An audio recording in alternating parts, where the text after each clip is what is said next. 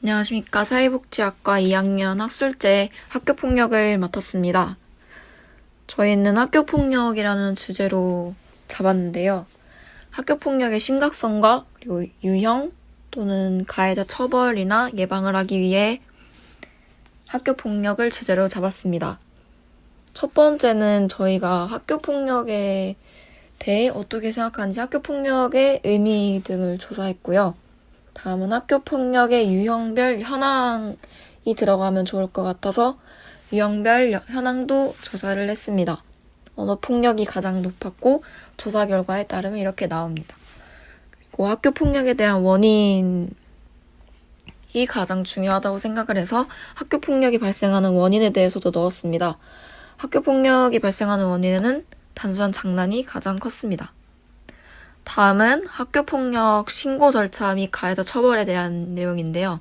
학교폭력을 당하고도 대처할 방법에 대해 잘 모를 수 있기 때문에 학교폭력의 신고 절차 및 가해자 처벌에 대한 내용을 넣었습니다.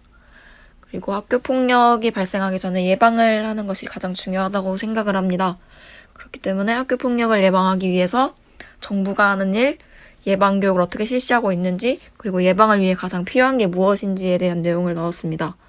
그리고 학교 폭력 가해자에 대한 처벌에 대한 10가지의 조치가 열리고 있다는 것을 알리기 위해 넣었고, 학교 폭력을 당하고 나서나 아니면은 그에 대한 고민이나 힘겨워할 때 관련 상담 기관에 대한 내용도 넣었습니다. 상담 전화번호, 그리고 어느 재단에서 하고 있는지 넣었습니다.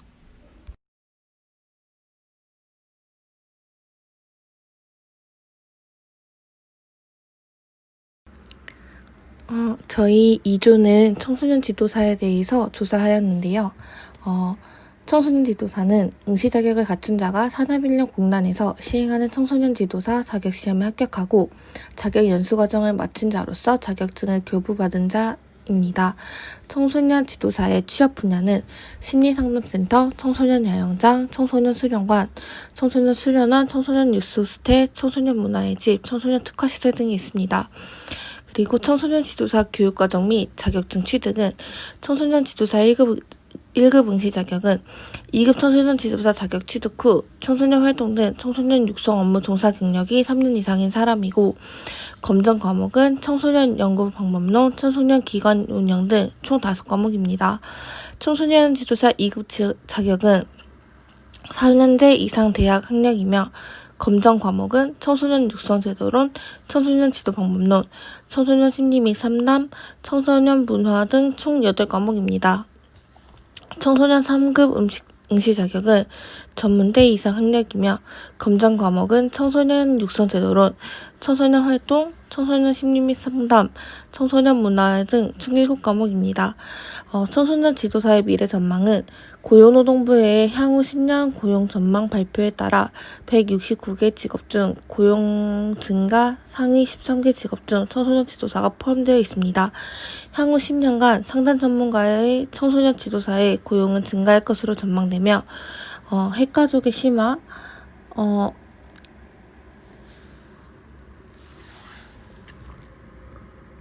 급격한 사회 변화에 적응하지 못하는 청소년들로 인해 청소년 문제가 증가하고 있고, 획일화된 공고육에서 어쩔 수 없는 청소년 활동의 지도를 위해 청소년 지도사와 같은 전문가에 대한 수요가 증가할 것입니다. 향후 5년간 청소년 지도사의 고용은 다소 증가할 것으로 보이며, 청소년 지도사는 약 10년간 8,000명 증가할 것으로 전망됩니다.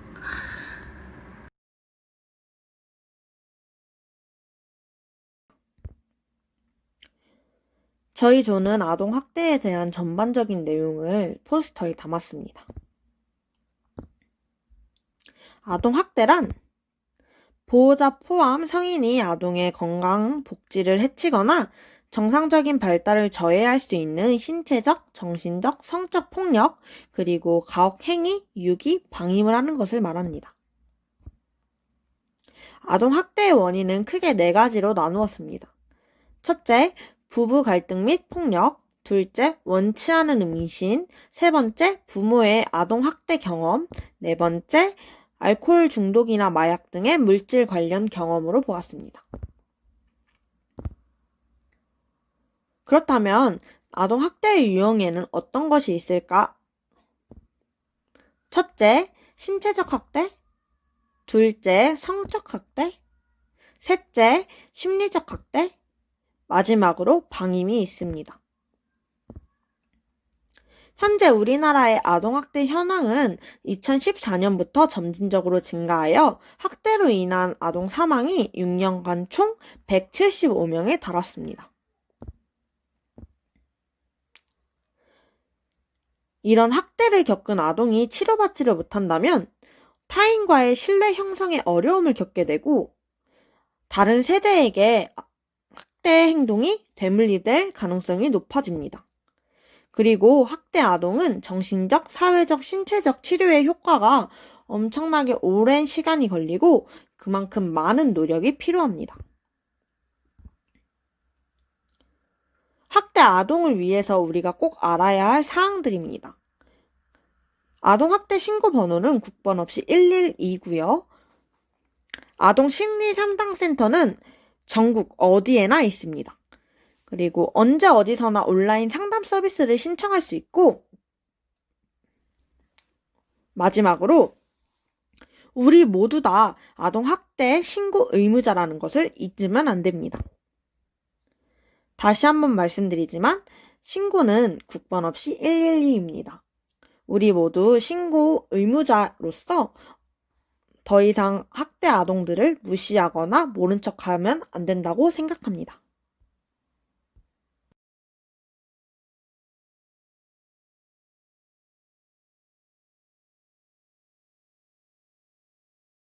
조원 소개를 하겠습니다.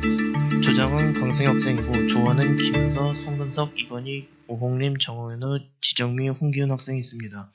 조장 조원을 포함하여 자료조사는 강승희, 송근석, 이건희, 홍기훈이 담당하였고 포스터는 김은서, 오홍림 학생이 담당 자료조사는 지정미 학생이며 자료조사는 정현우 학생이 하였습니다. 목차로는 주제 선정 이후 아동학대 설명 포스터 제시 순서입니다. 주제는 아동학대입니다.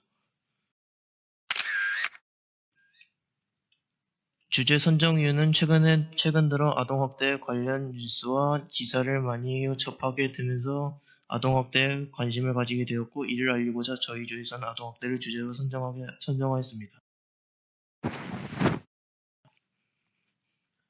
아동학대 설명 순서는 아동학대의 정의, 아동학대의 유형, 아동학대의 대응 절차, 아동학대의 원인, 아동학대 예방 프로그램, 아동학대 해결 방안입니다.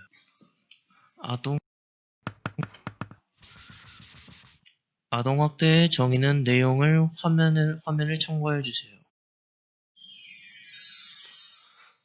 아동학대의 유형은 신체적 학대, 정서적 학대, 성적 학대, 방임과 유기가 있습니다. 아동학대 대응 절차는 신고 접수는 112로 신고 접수, 현장 조사는 상담원, 경찰이 함께 발생 사실 조사, 피해 아동 및 학대 행위자 조사 실시를 합니다. 사례 판단 및 조치 결정은 자체 사례회의를 통해 아동학대의 사례 여부 판단, 아동학대에 대한 보호 조치 결정을 합니다. 서비스 제공은 피해 아동 학대 행위자 및 가족 대상 맞춤 서비스 계획 수업 등이 있습니다. 좀 더 다양한 내용은 저희 사조의 포스터를 통해 확인해 주시길 바랍니다. 감사합니다.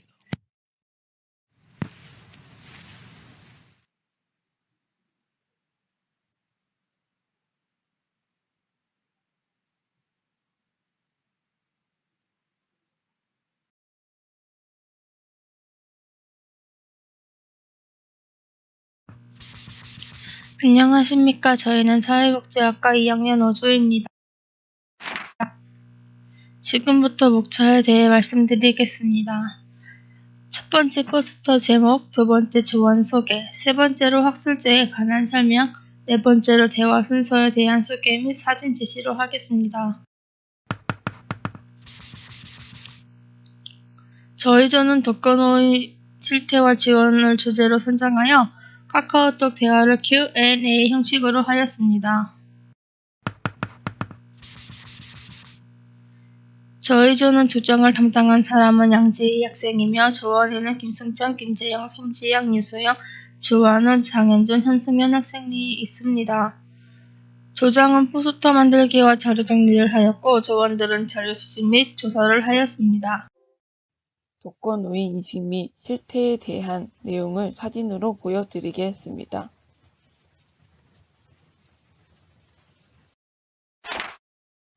독거노인 문제 및 지원 사업에 대한 내용을 사진으로 보여드리겠습니다.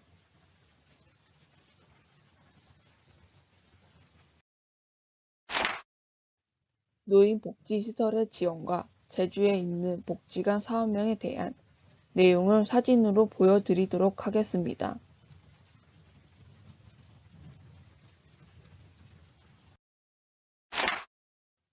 제주 코로나19로 인한 독거노인 지원 및 제주에 위치한 독거노인 지원 기관에 대한 내용을 사진으로 보여드리도록 하겠습니다.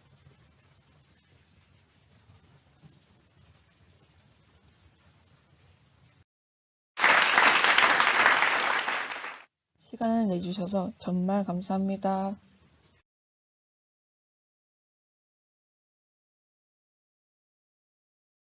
안녕하세요. 이번에 청소년 범죄와 관련하여 포스터를 제작하게 된 사회복지학과 2학년 6조 학생들입니다.